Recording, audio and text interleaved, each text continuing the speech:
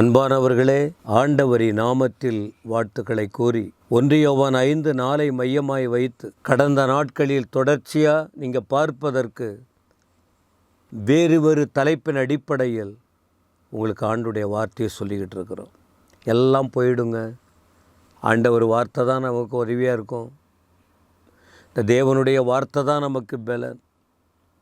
அப்போ கடந்த நாட்களில் கடைசியாக உங்களுக்கு சொன்ன வார்த்தை, தேவ பிள்ளைகள் உலகத்தை ஜெயிக்க முடியுமா? முடியும். ஆனால் உலகம் என்ன? உலகத்தை ஆட்டி படைக்கிறது யார்? ஜனங்கள் ஏன் வஞ்சிக்கப்படுறாங்க என்கிற விஷயங்களை எல்லாம் பார்த்தோம். அப்போ உலகத்தை எப்படி ஜெயிக்க முடியும்? உலகம் இப்படிப்பட்டது இருக்குது, ஆசைகளால் இச்சைகளால் நிறைந்திருக்கு. சாத்தான் என்று சொல்லப்படுகிற பொல்லாங்கன் அதை தன்னுடைய கட்டுப்பாட்டுக்குள் வைத்திருக்கிறார்.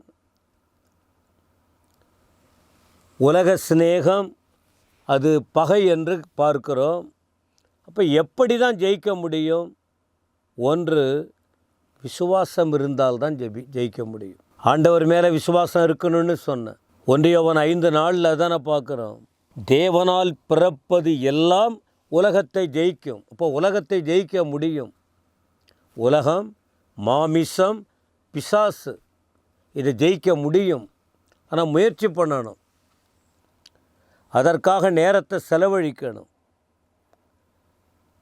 அதுக்காக முழு கவனத்தை செலுத்த வேண்டும், ஆண்டவருக்காக வாழ வேண்டும், தேவனோடு நடக்க வேண்டும், தேவனுடைய வார்த்தைக்குள் பின்னி பிழைக்க அப்படியே பிணைக்கப்பட வேண்டும்.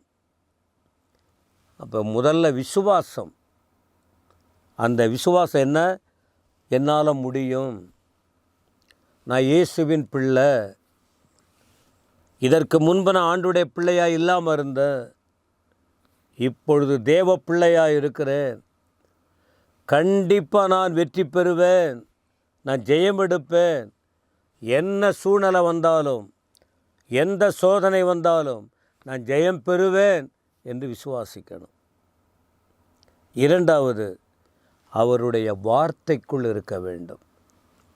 தேவனுடைய வார்த்தை. 1 யோவான் 2ஆம் அதிகாரத்தின் 14ஆம் வசனம் பாருங்கள். பிதாக்களே, ஆதி முதல் இருக்கிறவரை நீங்கள் அறிந்திருக்கிறதினால் உங்களுக்கு எழுதியிருக்கிறேன். வாலிபரே, நீங்கள் பலவானாக இருக்கிறீங்க, தேவ வசனம் உங்களில் நிலைத்திருக்கிறதினாலும் நீங்கள் பொல்லாங்கனை ஜெயித்ததினாலும் உங்களுக்கு எழுதுகிறேன். அப்போ தேவ பிள்ளைகள் ஜெயிக்க முடியும். முடியுமா? எங்களால் முடியாதுன்னு சொல்லக்கூடாது, முடியும். அப்போ முடியும்னா ஒன்று, விசுவாசம், ஃபெய்த் இருக்கணும். இரண்டாவது, தேவ வார்த்தை நமக்குள்ளே இருக்கணும். எங்கள் தெளிவாக அங்கே சொல்கிறாரு, நீங்கள் உங்களுக்குள்ள வேத வசனம் இருக்குது, வேத வசனத்தில் நிலைத்திருக்கிறீங்க. அப்போ வேத வசனத்தில் நிலைத்திருக்க வேண்டும். மேலோட்டமாக படித்தா போதாது, மேலோட்டமாக கேட்டால் போதாது, அடுத்த நேரம் அதை விட்டுட்டு நாம் போனால் எப்படி முடியும்? தேவ வார்த்தை உள்ளத்தில் நிலைத்திருக்க வேண்டும். அப்படி இருக்கிறது மட்டும் இல்லை, பொல்லாங்கானை ஜெயிச்சிருக்காங்க. யோவான் சொல்கிறார், நீங்கள் பொல்லாங்கன் உங்களை ஆட்டி படைச்சான், உங்கள் வாழ்க்கையை கெடுக்க முயற்சி பண்ணால் நீங்கள் ஜெயம் எடுத்திருக்கீங்க. பொல்லாங்கனை நீங்கள் ஜெயித்ததினால் உங்களுக்கு எழுதுகிறேன் என்று யோவான் சொல்கிறார். அப்போ இந்த 2 காரியத்தை நீங்கள் மனதில் வைத்துக்கணும். அப்போ யாராவது ஜெயித்தாங்களா?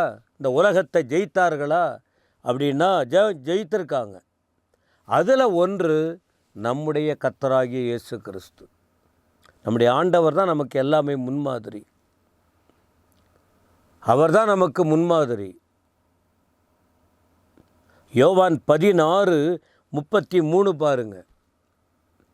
ஆண்டவரே சொன்னார், யோவான் 16:33, உலகத்தில் உங்களுக்கு உபத்திரவம் உண்டு.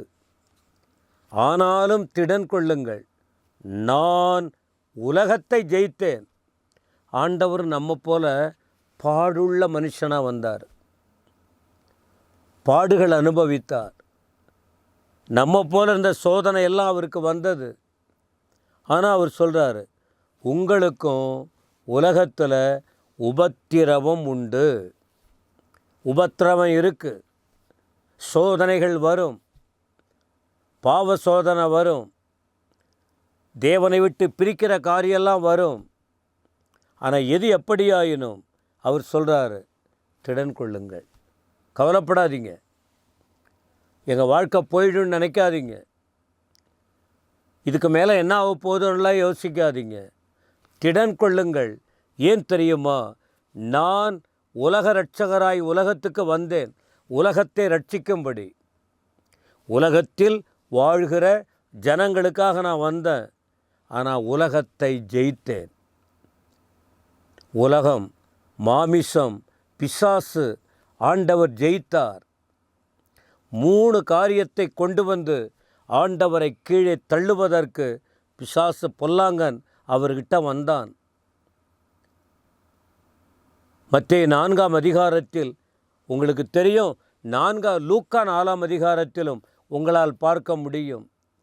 இயேசு கிறிஸ்துவை கொண்டு வந்து அவரே 40 நாள் உபவாசம் இருக்கிறார்.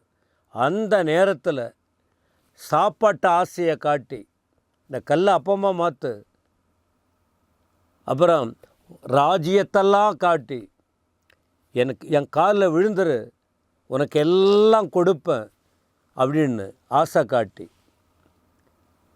இப்படி பெருமை குறித்தும் பல விஷயங்களை வச்சு இயேசு கிறிஸ்துவை கீழே தள்ளுவதற்கு பிசாசு நினைச்சான்.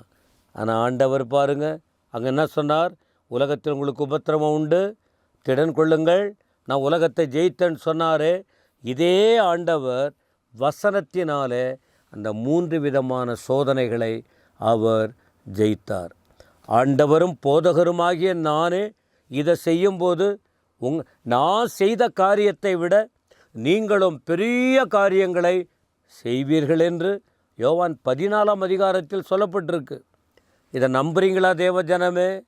நம்புங்க.